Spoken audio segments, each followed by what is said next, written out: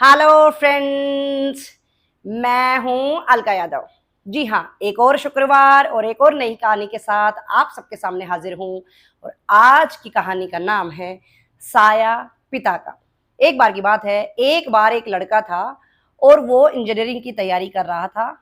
उसके पिता उसको बार बार समझाते रहते थे कि अच्छे से तैयारी करो, जीवन में जरूर सफलता मिलेगी। लेकिन उस बच्चे के दिमाग में एक बात घर कर गई थी।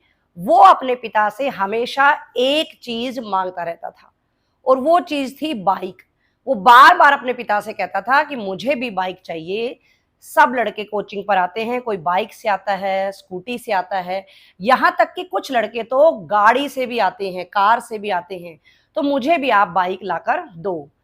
उसके पिता उसकी बात को अनसुना कर देते थे, कई बार उसको बार बार समझाते भी थे और इस तरह से धीरे धीरे समय कट रहा था। लेकिन एक दिन क्या हुआ कि उस लड़के को बहुत ही ज्यादा गुस्सा आया हुआ था और उसने अपने पिता को बहुत ही भला बुरा कहा और बाइक लेने की बार बार जिद करने लगा। उसके बाद उसके पिता भी बहुत ज्यादा परेशान हुए और उन्होंने बहुत समझाने की कोशिश करी कि बेटा, मैं अपने घर खर्च को ही बहुत ही मुश्किल से जुटा पा रहा हूं, तुम पढ़ाई पर ध्यान दो, जीवन में सब कुछ हासिल कर पाओगे। लेकिन लड़का था, सुनने को तैयार ही नहीं था।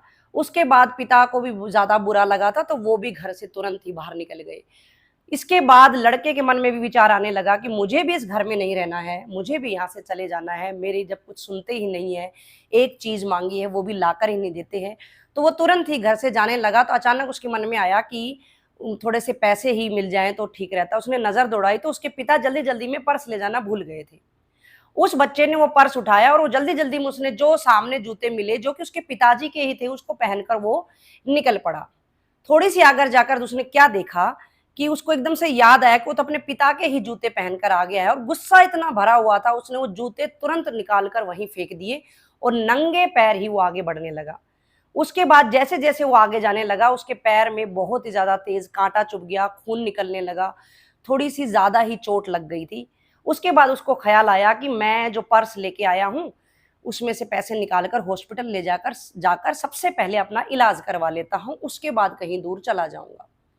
उसके बाद उसको लगा कि पहले मुझे देख लेना चाहिए कि कितने रुपए हैं। जैसे ही उसने अपने पिता का पर्स खोला, उसमें केवल और केवल 100 रुपए का एक नोट था और वो देखने में पर्स बहुत ही ज्यादा मोटा लग रहा था। उसने धीरे धीरे उसमें देखा तो उसमें 100 रुपए का एक नोट जैसे ही दिखाई दिया, उसको और ज्यादा गुस्सा आया कि कैसे हैं, क्या करते रहते हैं, पता नहीं एक ही नोट रखा हुआ है, पैसे भी नहीं रखते हैं। और उसके बाद ध्यान से देखा कि उसमें छोटे छोटे बहुत सारे कागज भरे हुए थे। उसने सबसे पहले एक स्लिप निकाली तो उस पर उसके पिताजी ने लिखा हुआ था कि पिछली साल उन्होंने जो इसके लिए एक लैपटॉप लिया था, उसके 40,000 रुपए एक व्यक्ति से उधार लिए हुए थे और वो उधार चुकाना है, वो भूल ना जाए, इसके लिए उन्होंने एक स्लिप बनाकर रख रखी थी। धीरे धीरे उस लड़के ने बहुत सारी स्लिप्स निकालनी शुरू करी। कोई बिजली का बिल था, कोई पानी का बिल था, तरह तरह के बिल थे उसमें, उसकी कोचिंग की फीस का बिल था, इस तरह से बहुत सारे बिल ही बिल थे। कहने का अर्थ है केवल और केवल उस पर्स में जिम्मेदारियां ही भरी हुई थी। उसके बाद धीरे धीरे देखने के बाद उसको एक और पर्ची मिली और वो कोई पर्ची कागज की लिखित हुई या बिल ऐसा नहीं था, वो था एक छोटा सा न्यूज़पेपर का टुकड़ा।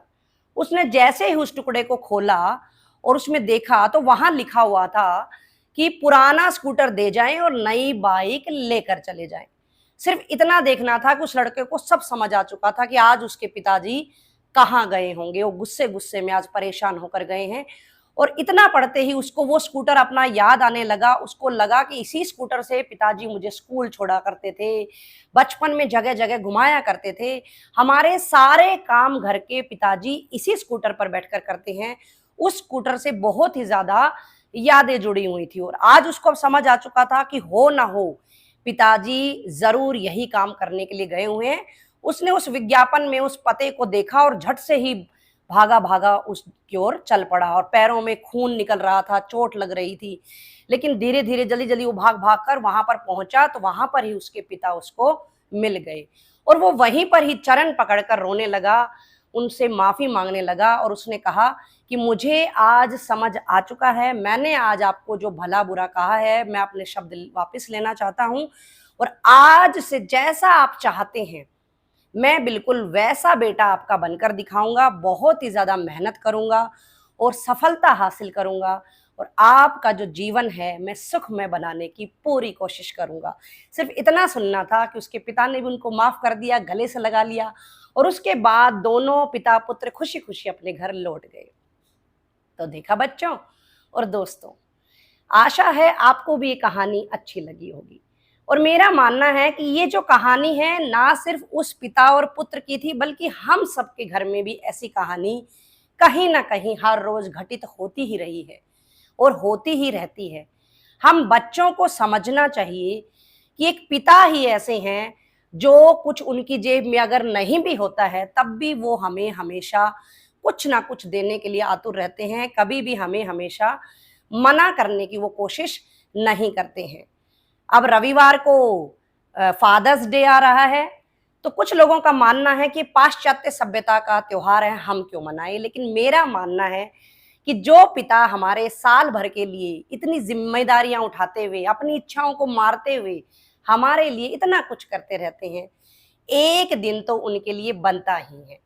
तो चलो क्यों ना हम भी उनको अपनी तरफ से ग्रेटिट्यूड दिखाएं, अपना प्यार दिखाएं, सब मिलकर फादर्स डे मनाएं।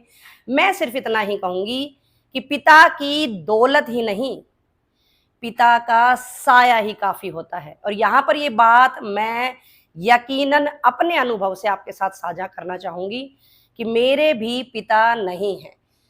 चाहे पहले मुझे ये वैल्यू समझ ना आई हो, लेकिन अब मैं आपको कह सकती हूँ, फिर से वही लाइन जोड़ूंगी कि पिता की दौलत नहीं, साया ही काफी है। और आप वो लोग बहुत ज्यादा सौभाग्यशाली हैं जो आज भी अपने पिता के साथ हैं।